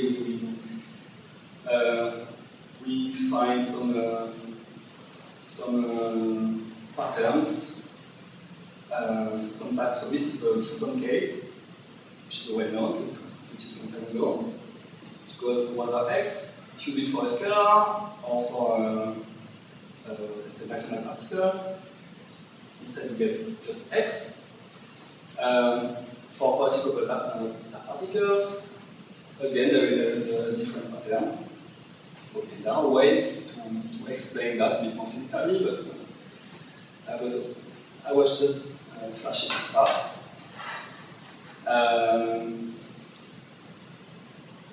So now the QFT viewpoint of this pieces is a final diagram which is like that. Okay, so we have two photons colliding, and the emission of photons is described by two photon fluxes. For dark particles, the story will be the same. So now we have an equation of a dark particle with a photon, and this emission is described by dark particle flux. You can do the same with the emission of two dark particles. In this case, one of them will be lost, and the other will collide. This part, so it's a work in progress. Okay? So the implementation, the simulations are in progress. When I say this part, I mean specifically the quadratic case, which I think is the most interesting. By the way, I'm not doing this alone at all. I put together a little collaboration with colleague experts from the UFABC and the UFABC. Okay, we are working on that. Just as a warm-up of this project, we focused on linearly coupled particles, linearly coupled dark particles, so specifically the axion-like particles, with this kind of diagram, to make a precise simulation to see what happens. We focus, so it turns out that in this case, for the axion particle, it's the most interesting situation is when the axion is emitted from a proton, while the photon is emitted from the ion on the proton. And we focused on the function of quark-antiquark pairs. And so we made a careful simulation of that, and we find competitive bounds for certain coupling of the axion to quarks, to heavy quarks. And because of this, and also because of the whole idea, which is new and original, it's got accepted in PRL. And okay, that's it. Here I'm skipping a bit the details, but we can ask, of course. Okay, so summarizing. Through the framework of EFT, I identified new phenomena arising from generic unrelated dark factor. I talked about quantum forces from dark particles. Okay. Using that, we put bounds on generic particles because they are just virtual. Identified background-induced forces from dark particles. Using that, we put bounds on hot and cold dark bodies. For sure, there are more developments to be done in this part. And finally, I identified the idea of fluxes of dark particles from beams. We find angular sensitivity for equations for isolated particles with photons. But the really interesting part is a work in progress. It's the case of the quadratic coupled dark particles. So that's pretty exciting, but it's a work in progress. In a few months, we will have more results. That's it.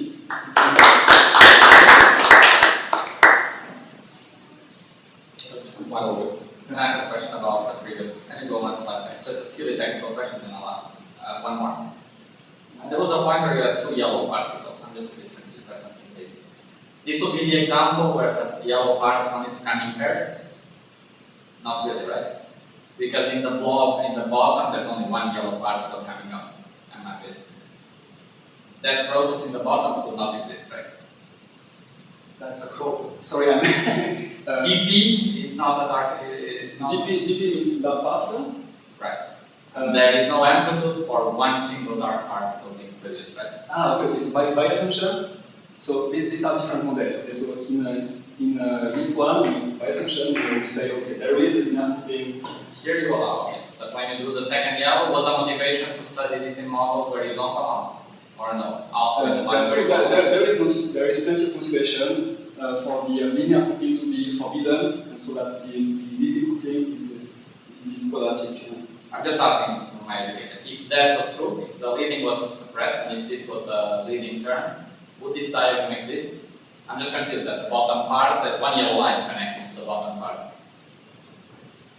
So the bottom part is diagram. He's asking why do you have only quadratic couplings with the neutron, the proton, and you can have a linear coupling with the photon, for instance?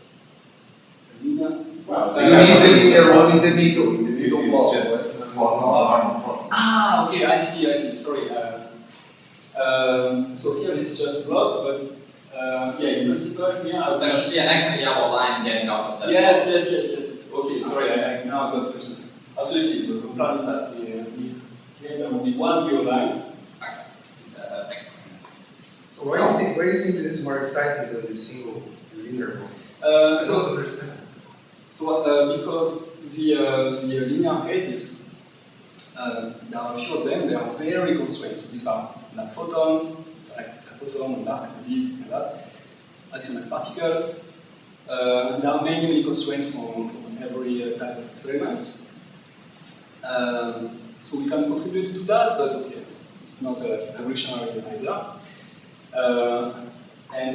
So I think the case with quadratic coupled dark particles is more interesting.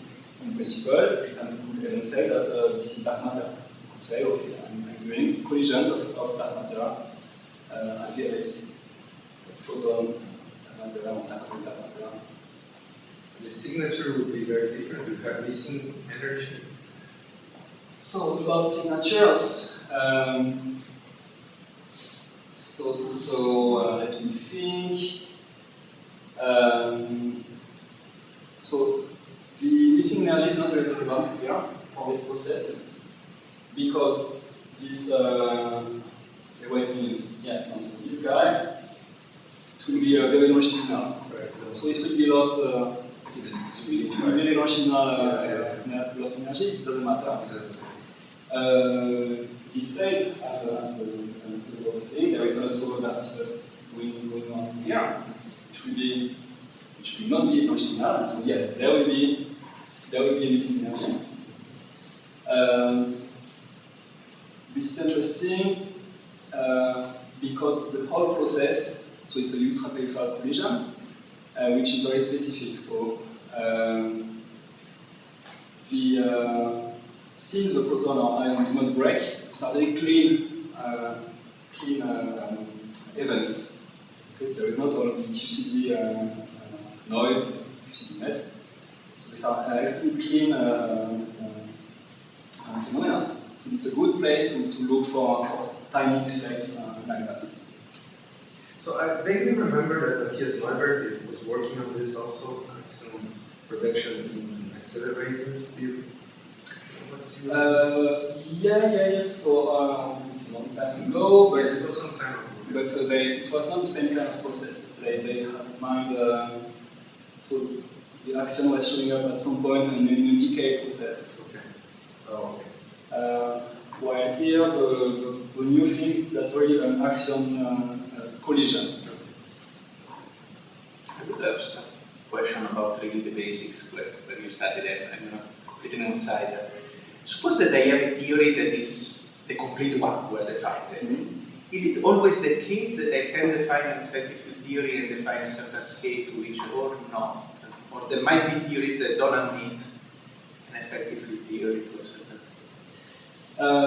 So it really depends on situations. The reason why I'm asking is because to me it looks a little bit like you have a certain function and you want to do a sort of Taylor expansion around the point, and that lambda is like the radius of convergence. Yes, we know that there are functions that cannot be expressed as a Taylor series. So I was wondering if absolutely this analogy continues, so there are theories that cannot have an effective description.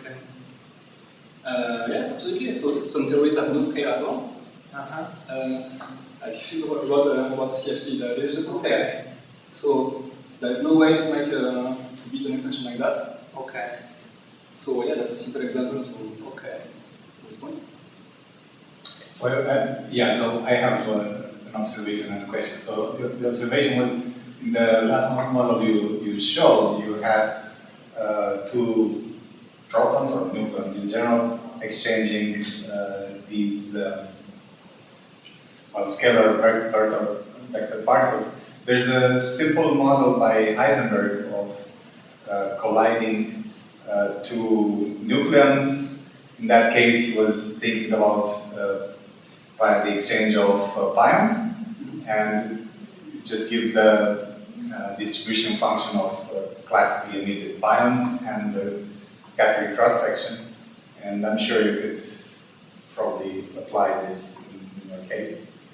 I mean, I don't know, maybe. So yes, it's very simple model. And anyway, I'll tell you. Is it a Yukawa interaction? Yeah, I mean, basically, it's not even. So he assumes a Yukawa interaction, so E minus MR, but yes. But that's it. It doesn't really specify where does it come from. But so that's why I'm saying that you could, in principle, probably apply the same thing. That sounds like EFT with a scalar particle coupled linearly to nucleons. That's right. So, yes. So that's the observation. The other question I have is, I'm not entirely sure, but whether your so you had a graph with 1 over n exclusion going all the way to I guess like 10 to the 12 or 20 or something like this. Yes. And I was wondering, there are these models called fuzzy dark matter where the dark matter is extremely light. Right. Is this included in that? That's a good question. I didn't try to make the connection, but yes, it's something I should check. Yeah. Because it's a scalar field. I don't know if it has a linear coupling to matter. I don't know if there is some constraint. There's some effective Bose-Condensate description, I think, but in a bosonic case. But in any case, I mean it's something to check in the very low mass range. So. Right, absolutely, and that's thanks for reminding me that. So can you go back to the table you had for the last paper, the constraints on the taxonomy part? Sure. It's a tiny table. Yeah, this is already in place, right? This is constraint based on data, right? So look, I skipped on that, so I will explain a bit more. This is sensitivity that we are estimating. But this luminosity is. So, but we have to assume luminosities, and we are using realistic luminosities. So we are assuming two kinds of luminosities, this one, so on, so on, based on existing data sets. So the point here is that these are proton-ion equations. This have been done. And okay, that's what threw me off. So that okay, my luminosity should go. Yeah, it seems this is ridiculous luminosity, but it's slow because it's proton-ion. So I have no intuition. So do they have this luminosity? So it's slow because it's realistic. So these ones, it's what they already have. So from previous runs and galaxies. So basically, our point in the paper is that one can just look into this data to search for this process. But they didn't do that search. They never do search. Okay. Because then the limit is super impressive, right? The limit is it's good. I guess one inverse peak pattern is of the order of what they find in organic conditions, no? Yes, because these are heavy ions, and these are semi so it's a proton with ion. So this is. So the last line is the scale of the axion-like particle symmetry rate, right? I'll explain a bit more the parameters. The first line is clear. By the way, so this is what they already have, and this is the projected luminosity by the end of the LHC rates. Not high lumi, right? Not high lumi, just the current one. So in a few years, they will have that. So this here, these are the product of couplings which are constrained by which we say we can constrain. These couplings, this is the coupling to the nucleon and the coupling to the quarks. So this is the product of them. First line is TT, so it's the coupling to so it's which top anti-top pairs. Second line is for top and another quark, so U or C quark, because accents can violate flavor, unlike purity. So these are nice sensitivities, but they have to be compared to existing bounds accents, because as I was saying, there are many different attempts to put bounds on maximum particles. It turns out for this first line, there is a bound which beats us. It's one from PTK of a rare decay of big results. Okay. But for the flavor one, there are no bounds, so we have something nice here. So why not Alice? I don't remember. No, it's just because I guess it's a guy by guy. But Alice takes data also. So I think for some reason there are no maybe there are no data taken at Alice for these numbers. I think I can't. It will be very hard to convince Alice people to do beyond standard model physics. they don't even touch this kind of analysis, right? All they do is plasma analysis. Right. It's more. Yeah, Alice is worried about particle plasma. They will never do this analysis at all. Right? You can do, I mean, your knowledge will study, but you won't convince them to implement it ever. So now I have to convince the collaboration. Yes, yes. So this part is more for my experimental. Gustavo is part of CMS. Yeah, they're already part of CMS, so they're already discussing with people to do that. So, yeah. Can I ask you a quick question? So, just from my understanding. So, the second part of the talk, I could think that we are computing inclusive quantities, some scattering experiment where the final state and the initial state, I have some ignorance, and which is this background. Is this fair? So, first of all, I wanted to compute the second part is new formalism that you call this background-induced force. okay, when you say second part, you are This part, yeah. Okay. That is like computing inclusive quantities. It's just I do an amplitude which is inclusive instead of exclusive. Inclusive. Because what's the initial state that you do in some picture? You said, I'm not sure if in the initial state or if in the final state, there could be a little bit more of dark matter. So you are computing amplitudes where the initial and final state is sum over some more stuff. Is this fair? That's It's a law. it's a bit difficult to realize. This is a material, it's like condensed matter. It's like condensed matter is not really I'm inclusive. just very confused because it was a weak coupling analysis. So are we considering many particles of the background interacting with this, or in practice? Can you go to the slide where you have one particle in the in state and one in the out state? I just want to understand the computation that you in practice do, if it is a reliable inclusive quantity or if it's something more than that. The word inclusive is always a bit tricky, depends what it really means and with it. Yeah, if you go back a bit more. A bit more, you want. When you start this discussion of this, Okay. you can be this. So first, Isn't it like in the initial state, I have the cross plus the blob with the dots, and in the final state, the cross plus the dot. yeah, but you have to understand that this is an intuitive picture, just to introduce the history. So, okay, I put arrows here, but it's not clear what if I'm actually this in terms of ingoing and outgoing states. At the end of the day, these guys, they are treated statistically, so they come from the path. Right, so they come from lots of places, there are some particles, and I take some of them for the initial state, some for the final state. I mean, I'm just trying to understand how that fits in more standard quantum field theories. I mean, people know how to do quantum field theory with some ignorance about the initial states and final states.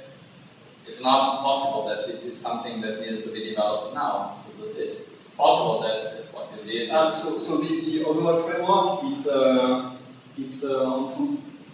So it's from the side of non-equilibrium EFT, non-QFT. Why is it called non-equilibrium? It's because, why is it called It doesn't need to be thermal. So you could do this in thermal quantum field theory, but he does this instead in non-thermal. There's some distribution. It's in equilibrium, but it's not thermal. Yeah, so the path is just described by density matrix, and that's it. Yeah. About it's just nucleon scattering in finite density background, yes, right? so I was going to say that if you want to see the scattering process here, it would be the one of nucleons. You have two lines here. So you can think of the 2 nucleon scattering, but with these contributions here mentioned. I think it's what I said. And one more question. You call this quantum. Is it really quantum?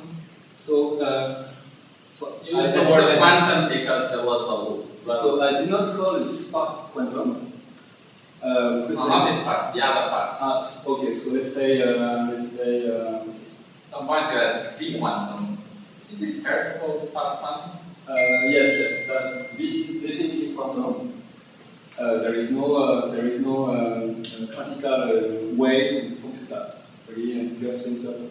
Suppose I'm studying, say, 5 to the 4 scalar, right? Just 5 to the 4 scalar. So, and I want to study the classical, some bands of classical field that interact with each other, right? As a classical limit of the quantum process. All diagrams I draw have loops, right? There are no diagrams without loops. It's 5 to the 4. All diagrams have loops like this, and more loops. And yet, I'm describing something purely classical, just a band of scalar scattering. So inside this loop, there's full of, they have the classical part and the quantum part. Just because it's a loop doesn't mean it's quantum.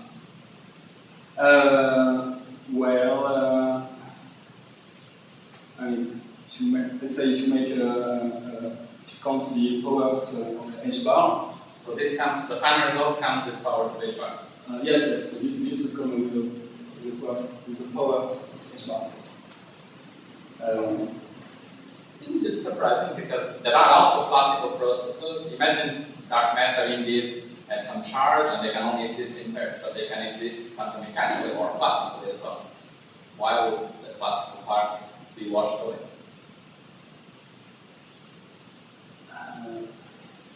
This part, I'm not sure to get the point here. First, I mentioned this. So we have two lines which are virtual. So, okay. What's again the question? But but these lines being virtual doesn't mean that the result, the final result as h bar, right? So these lines, they contain the classical part and the quantum part in a way, right? When you write these propagators, you can write them as delta function plus principal part, and if you compute all these scattering processes, it's what people are describing upstairs, right? In this QCD meets gravity. You compute all these amplitudes, and at the end of the day, you do all these loops to study the classical diffusion of particles. So I was just asking if there's really an h bar, because you put h bars one. If in the final result, would there really be an h bar in the production rates and so on? Yes. Or not? Yes. There are. Okay, I'm surprised. In this process, yes, there is an h bar. Yes. But the argument is not because it's a loop, it's because you did the computation and there is an h bar. Or is the argument just because there's a loop? For me, the two things, okay, from my viewpoint, the two things are synonyms in this context. But suppose I'm describing a bosonic theory which has a Z2 symmetry. Any bosonic theory with Z2 symmetry. There are no diagrams that with qubit, and never will you see a line being exchanged. And those theories can be classical. There are many classical theories with Z2 symmetry. Yes, but I don't know what you call exactly classical in this context. Now, classical is something that I set h bar to 0 and I get some results. Okay. Classical is something that people would find before quantum mechanics. Okay, so in this case. So you calculate some potential. I guess that's a little bit confusing. You calculate some potentials. Do those potentials have h bar in them? If they have h bar in it? Yeah. Yeah, sure. You're sure. So there's no classical limit. They don't have a classical limit.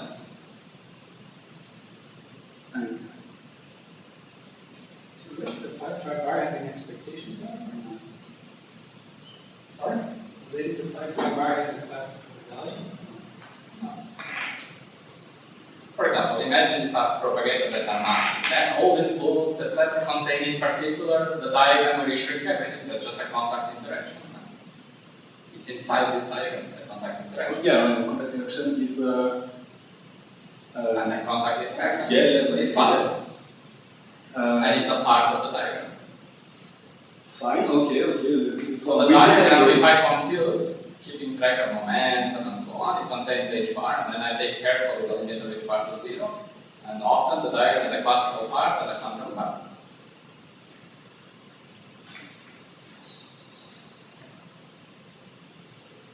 So is this a classical process or a quantum process? To me, it's super surprising if it's quantum. Maybe. Okay. What would be surprising is to be pure quantum, right? Of course, if you have classical plus quantum, is what we call quantum. Right? That's life. Yeah. But if you make that's much bigger. You will never measure the quantum part. For instance, just I don't know if this makes any sense, but in the Heisenberg Lagrangian, there is a h bar in the FF squared, if I remember correctly. So it's So I don't know if that's related to it. yes, for example, so just to try to, I'm still trying to understand the point. In fact, if we go back to the Heisenberg Lagrangian, so in energy theory you have loops. You can call this quantum or what? There's an h bar. But and there's a loop, there's an H bar. No, No, I don't buy that. There's a loop, there is an H bar, that's too fast. No? No, that's not. That's what, I mean, if you go to the lectures upstairs, that's what they will teach in the first lecture. Yeah, that's a thing That's that not. it's not really true, right? You have to do the H bar power counting carefully, because sometimes even if you draw a loop, all the H bars can go away if you do carefully. Take a theory, 5 square. For 5 4, take 5 4. For example, it's a one loop effective action. There is an H bar for sure. It literally comes from the one loop effective action. You can call the contents fully contour or partially contour, as you like, but there is an H bar for sure.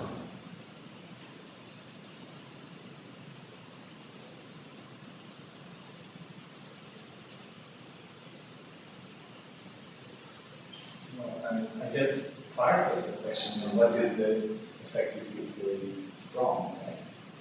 Because if it's comes from integrating out something, then it should definitely have to H1. Because it's assuming already it's shrunk something.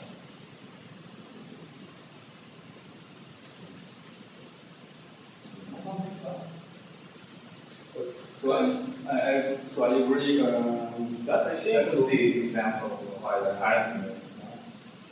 It's all the terms have H bar because it's some loop or fragments. So the first term is the classical part, the classical potential, but the higher order terms are quantum corrections to the classical potential that come with H bar. Also, you have no massless particles within the world, right? If I remember correctly, you get a classical quantum. H bar still sits in front of the edge. In fact, here you have H bar in front of the edge, and then you have expansion. Parenthesis expansion, and the solidity terms come with cut-off power. From the point of view of H bar, everyone has the same issue. But you need massive. No, it's cut off, so that's the scale. The term is not big or not expanded, it's about the curvature scale. Like in turbulence. Care about the higher terms. If you have some length, it is related to harmonic cutoff. Generally, when you reach that cutoff, all terms matter. It's not suddenly. It's not. And then you have to do a partition with H bar in front, taking into account all terms, which is impossible. But So What else? the counting of H bar. Important is not. Because of H bar, it is different. to H bar C. Wait, sorry, no. The If you risk it, H bar, it must be whatever is best scale. But isn't it true to get classical effects from loops, you need massless particles in the loops? I think that's a general statement. And if they are all massive, then this relation between loops and H bar is true. Right? That the counting loops is counting power of H bar. If you only have massive particles. No, that's not true. Because of the example I said, suppose I take a single scalar with Z2 symmetry. Right? Take a single massive scalar with Z2 symmetry. Say Lagrangian is del phi squared plus m squared phi squared plus phi to the fourth. And now do scattering of classical bounds of that scalar. And do it as a classical limit of a quantum process. All diagrams you draw are bubbles. Yes. And so there are only quantum diagrams, and there is a big classical process. So just because they're bubbles, it's So not in H1, what do you call exactly classical process? You think you know about the scattering amplitude with a bunch of reverse and classical and quantum. We know it's before or after quantum mechanics. It's something I need quantum mechanics or something I could do in classical physics. The question is to define classical. By sum over trajectories or it's classical trajectory. If I only knew classical physics, would I get the same result? Your external files are not quantum, they're classical norms. So there's an H bar, subtle H bar dependence on the classical norms, right? So the external states are really quantum, and everything is quantum, and you have the H bar. It's where you put the H bar in the tree.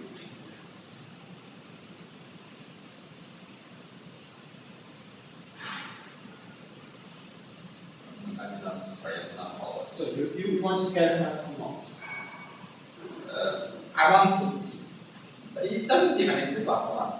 It can be small numbers, yeah. But they're not quantum fluctuation. If you scale quantum fluctuations, you only get a contribution of 2. And that scattering would be proportional to h bar. Yeah, that would be H bar. But if you scale classical norms, then there's some H. There's classical plus quantum units in these scales. No, but, I mean, it's not like there exists two types of numbers. I have my wave function that at some time t I have some profile, and at some time t prime I have another profile, and now I can compute the quantum amplitude of the classical limit of the quantum amplitude. The data is the same. It's the profile of the field, it's an initial and some final one. And then I don't know quantum mechanics, I use equations of motion and differential equations. You know quantum mechanics, you do Hammond diagrams, and then we ask, is it the same or no? Right? For example, let me give you an example. You study, for example. So you remind this tension for you is about the initial states, whether they are described classically or with the wave functions. Now we are discussing other things. I think here it is just there is some. This cross is some source that injects. It's a source for dark matter that does something and then is absorbed. I'm asking, is something that is happening? Do I need quantum mechanics to describe it, or the leading order is possible? You wrote V quantum. I think that's misleading because the leading order is possible. But maybe I'm wrong. Maybe it's not. Maybe it's zero. But you really will have to explain why it is zero. For example, studies maybe it's not a definition, but I will say when h bar shows up, therefore it's quantum. Okay, if h bar shows up in the final result. I asked, does h bar show up in the final result, or are you saying that because of the loop? And you told me, for me it's the same thing. That's why I pushed back. If you told me the final result has an h bar, then I say, okay, then it's not. Yeah. But that's why I'm saying, I'm talking about the It's surprising for No, but that's why I'm talking about the massless particles, right? Because if you do this perturbatively and you calculate loops, the only way for the h squared to the h bar to go away, right, is if you have some non-analytical part of the propagator near the infrared to consume powers of h squared. Otherwise, if you do this calculation just with massive particles and you calculate loops, the power of h squared is easy to guess, and there will be a positive That's power. what I was saying also. H bar only comes with the electron mass squared. Yeah, how would the h bar go away from a normal perturbative calculation? I've seen that. The h bar there, just because it was in the action, right? What these people are doing, a lot of what people think, this is famous Donahue, someone that came up with this, right? They show that when you have massless particles, right? In the infrared, you have this non-analytical part that comes with a power of h bar in the numerator, and that conceals h bar, so you could have propagators that were not proportional to h bar. This is the only way I know in a perturbative calculation to get rid of h bar powers in loops. Non-perturbative, I don't know. Perturbatively, I wish I could just go to the Blackboard and write a simple box diagram and show you, and I cannot do it on the live, but it cannot be true because what I said before, if you have a scalar which has into symmetry, clearly it has a classical limit, and clearly all diagrams have bubbles. So I think that's a counterexample. yeah. So, okay, so I think your statement cannot be right because of that, but. Yeah, but even in this model, we see two symmetry. When you go through these fish diagrams, I'm called this contribution to the lambda coupling. So the contribution to the lambda. So this is a diagram that you have to compute the contribution to the factor the fourth coupling. And this thing has an h bar in it. Yeah, but that one I calculated. Yeah. Every course. That is a power of h bar. Of course. Yeah. There. Right? This is a contribution, a quantum correction to the lambda. It's directly proportional to h bar, Yeah, because just by looking at the action, right? Because you have h bar multiplying lambda in the action. If you express the massive effect, I tell you, I know that elder isomer has H bar in it, there's no question. So what you call And it has I think H is what you call Well, a classical limit. Of course, you could integrate out all the quantum effects, get an effective action that has all the quantum effects in it, and do principal least action in this effective action to get a let's call classical configuration of the field. But that is the quantum mechanics got hidden in the coefficients, right? Those coefficients depend on H bar when you do that. But then, okay, so that statement, that's all time. So the statement is that this result is now proportional to H bar. So it's much more suppressed than the previous cases that had no H bar in them. It's a much more suppressed effect. These ones that are quadratic, they come a priori. Yeah. So I was They saying come. that, just since you mentioned the connection with the gravity people upstairs, so what we are doing here with the nucleons, which are, so nucleons here are more relativistic. You can do a similar computation using black holes and gravitons here. So you will see the EFT treatment by the EFT treatment of gravity, by W and the others. It's the same story, the same kind of diagrams, and these precise diagram, so they do it in the original paper, they do it using actual fields, scalars, but then you take classical limit, you say these are massive particles, just classical massive particles. One of the diagrams gives a graviton loop, and it produces an H bar contribution to the potential, the Newton potential. Okay, that's it. I don't want to know if it's quantum or not.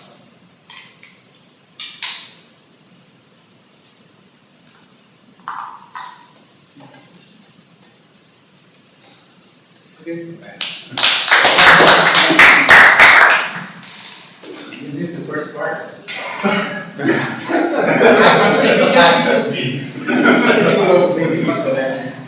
This from Sweden. What is this? Oh, the one talk. Thanks a lot. You're giving another talk tomorrow? Sua chefia imediata You're giving another talk is tomorrow? Ricardo Studer. Okay.